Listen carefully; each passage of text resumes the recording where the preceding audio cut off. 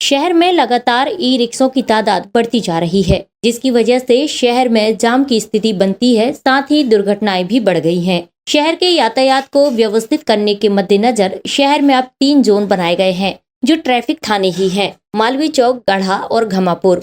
यहां 15 जनवरी तक e rickshaw चालकों को जाकर अपना रजिस्ट्रेशन कराने के लिए निर्देशित किया गया है, जहां से उन्हें नंबर और जोन का कलर मिलेगा, जिससे कि इस जोन में ही संबंधित रजिस्ट्रेशन वाले ई रिक्शा चल सकेंगे।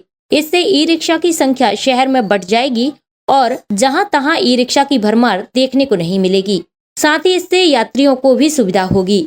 ई रिक्शा की धमाचौकड़ी नहीं होने से सवारी आसानी से ई रिक्शा में सफर कर पाएगी और सामान गुमने पर वह आसानी से जोन द्वारा दिए गए नंबर और कलर बताकर अपना सामान प्राप्त कर सकेगी। 15 जनवरी तक रजिस्ट्रेशन न कराने वाले ई रिक्शा के विरुद्ध उचित वैधानिक कार्रवाई की जाएगी। ई रिक्शों की संख्या बढ़ रही है, उसको ध्यान में रखते हुए जबलपुर शहर में 3 जोन डिसाइड किए गए हैं, जो 3 ट्रैफिक के थाने हैं: मालवीय चौक, गढ़ा और घमापुर। इसी के हिसाब से इनको 3 जोनों में विभाजित किया गया है। मालवीय चौक को M और गढ़ा को G और घमापुर को GS से इनको निर्धारित किया गया है। इन 3 थानों के अंतर्गत जो ई रिक्शा चलेंगे वो स्वेच्छा से तीनों थानों में जाकर अपना रजिस्ट्रेशन कराएं। इनको 15 तारीख निर्धारित की गई है। 15 तारीख तक आप जाके वहाँ पर अपना वाहन का, ई रिक्शे का रजिस्ट्रेशन, लाइसेंस और आधार कार्ड जमा करें और वहाँ से एक नंबर मिलेगा जो ई रिक्शा के आगे पीछे चस्पा किया जाएगा, जिससे वह समझ में आ सके कि यह रिक्शा किस जोन का है और इसको कहाँ चलना चाहिए।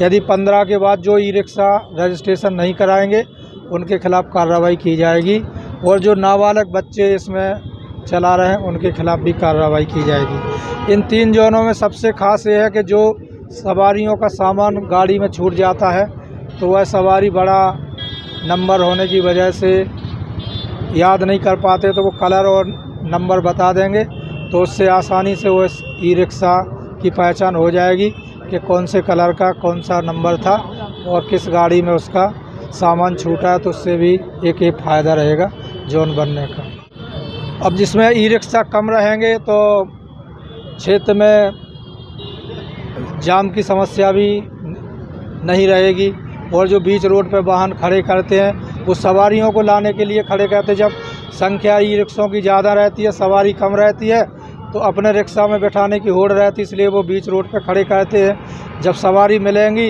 ई रिक्शाओं की संख्या भी निर्धारित होगी तो जाम से भी निजात मिलेगी और ई रिक्शा रोड पर भी खड़े नहीं करेंगे और यदि खड़े करेंगे तो उसके खिलाफ़ नियमानुसार मोटर व्हीकल एक्ट के तहत कार्रवाई की जाए। ये बहुत बड़ी संख्या में शहर में ऐसे ऑटो संचालित हो रहे हैं जिनके पास विधिवत, जिनके रजिस्ट्रेशन समाप्त हो चुके हैं, परमिट नहीं है, फिटनेस नहीं है। दूसरा, नए प्रकार के जो वाहन है, ई रिक्शा, ई ऑटो, ये शहर में आ चुके हैं। तो ऐसे ऑटो जिनके रजिस्ट्रेशन समाप्त हैं या जिनके कागज़ जीवन अवधि समाप्त हो चुकी है, ये उनके लिए चेकिंग की जा रही है, उनको शहर से बाहर करने की कार्रवाई लगातार कब तक कार्रवाई करेंगे?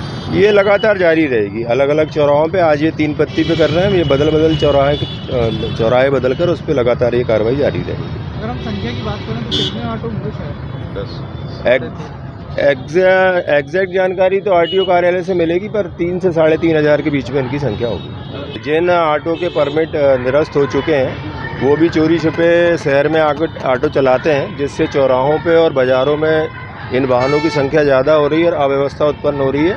तो उसी के दृष्टिगत पूरी कार्रवाई की जा रही है। हिदायत ऐसा है कि ऑटो वालों की बहुत सारी शिकायतें शराब पी के वाहन चलाने की, आम लोगों सवारियों से बदतमीजी करने की, दूसरा ये वर्दी नहीं पहनते, नेम प्लेट नहीं रहती तो लोगों को जानकारी नहीं हो पाती। तो ये सब समझाइश दी जा रही है कि प्रॉपर अपना जो यूनिफॉर्म है वो धारण करें और जो आने वाली सवारियाँ उससे अच्छा व्यवहार करें। वर्तमान में ई रिक्शे के लिए हम उनके 3 जोन का निर्धारण किया है। जैसे ट्रैफिक के 3 थाने हैं, गढ़ा, घमापुर और मालवीय चौक, तो यही 3 जोन बनाए गए हैं। अभी 15 जनवरी तक हम वहाँ उन जोन में उनका रजिस्ट्रेशन कर रहे हैं। उनके रजिस्ट्रेशन के लिए हम उनका लाइसेंस, रजिस्ट्रेशन और आधार कार्ड, तो ऐसे लोग उसमें पहचान हो सकेगी जो बिना लाइसेंस के या नाबालिग हैं ऑटो चला रहे हैं, तो उन पर भी कार्रवाई सुनिश्चित की जाएगी। SK news live Jabalpur.